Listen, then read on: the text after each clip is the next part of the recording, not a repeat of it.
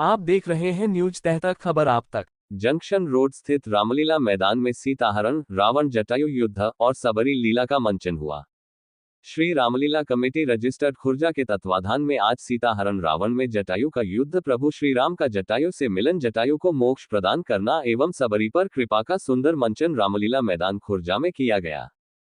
प्रभु श्री राम द्वारा मृगभेषधारी मारीच के वध के समय रूप और आवाज बदलने में माहिर मारीच आह लक्ष्मण की आवाज निकालता है। यह आवाज सुनकर माता जानकी चिंतित हो उठती हैं तथा श्री लक्ष्मण जी से कहती हैं कि आपके भाई पर कोई संकट आया है, आप जाकर उनकी मदद करो। श्री लक्ष्मण जी माता जानकी को समझाते हैं कि प्रभु राम के आदेश पर मुझे आपकी रक्षा में चित्रकूट पर ही रहना है। लेकिन पति को संकट में जानकर माता जानकी लक्ष्मण जी को धिक्कारती हैं तथा श्री रामचंद्र जी की सहायता का आदेश देती हैं। माता जानकी के आदेश पर लक्ष्मण जी चित्रकूट के बाहर एक लक्ष्मण रेखा खींचते हैं तथा माता जानकी को इस रेखा से बाहर ना आने की कहकर वह बड़े भाई श्री रामचंद्र जी की तलाश में चले जाते हैं। इधर लक्ष्मण जी के चित्रकूट से जाते ही अपनी कलुषित योजना को साकार करने के लिए लंकेश रावण ब्राह्मण का रूप धरकर माता जानकी से भिक्षा की मांग करता है।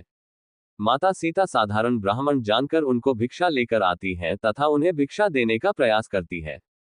ब्राह्मण भेषधारी रावण लक्ष्मण रेखा की महत्वता को जानता है, अतः उसने माता जानकी को रेखा से बाहर आकर भिक्षा देने की मांग की।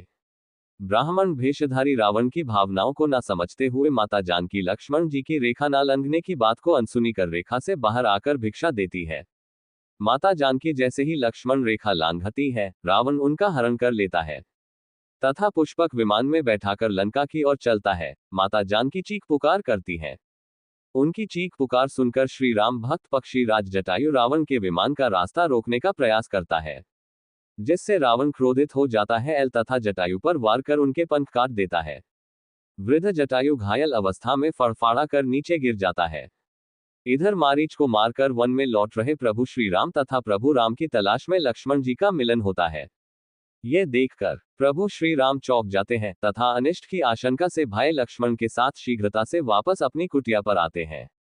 वहां पर सीता को न पाकर दोनों भाई अनिष्ट की आशंका से घिर जाते हैं।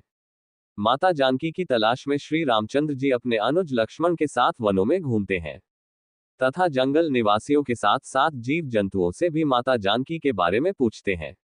रास्ते में उन्हें घायल अवस्था में पक्षीराज जटायु मिलते हैं तथा वह प्रभु श्री राम जी को रावण द्वारा माता सीता को हरण कर ले जाने और विरोध करने पर पंख काटकर घायल करने का वृतांत सुनाया। इस बार श्री राम जी घायल जटायु के ऊपर कृपा करते हैं तथा पक्षीराज जटायु को मोक्ष प्रदान करते हैं। माता सीता की खोज में प्रभु श्री राम अनुज लक्ष्मण संग मतंग ऋषि के आश्रम में पहुंचते हैं। वर्षों से ऋषि मतंग के आश्रम में शबरी प्रभु श्री राम को देखकर धन्य हो उठती है। श्री राम के चरणों में शीश नवाकर एवं चरणों में लौटकर उनकी चरण वंदना करती है। प्रभु श्री राम उन्हें उठाते हैं। शबरी प्रभु श्री राम व लक्ष्मण जी की थकान देखकर आश्रम में लगे बेर चक चक कर उन्हें खिलाती है ताकि भगवान को मीठे बेर ही खाने को मिले। श्री राम शबरी के झूठे बेर बड़े प्रेम से खाते हैं। श्री राम शबरी को बताते हैं कि वह तो नवधा भक्ति को प्राप्त हो चुकी है, अंत में शबरी मोक्ष प्राप्त करती है। श्री रामलीला कमेटी की आज की व्यवस्था में श्री पुनीत साहनी प्रधान, सचेत गोविल महामंत्री, दीपक गर्ग जनरल मैनेजर, सचिन बंसल कोषाध्यक्ष, नवीन कुमार एडवोकेट, रवि अग्रवाल, चंद्र प्रकाश तायल मीडिया इंचार्ज, चमन लाल जुनेजा सभासद, आकाश शर्मा सभासद, पीलू अग्रवाल, विनोद पहलवान, महेश चौधरी, विनीत आर्य सोशल मीडिया प्रभारी, विकास वर्मा, डीसी अग्रवाल, नरेश गर्ग, डॉक्टर अनिल गुप्ता, अशोक पालीवाल, संजय भगत जी, अनमोल अग्रवाल सहित बड़ी संख्या में सदस्य एवं पदाधिकारी लगे हुए थे।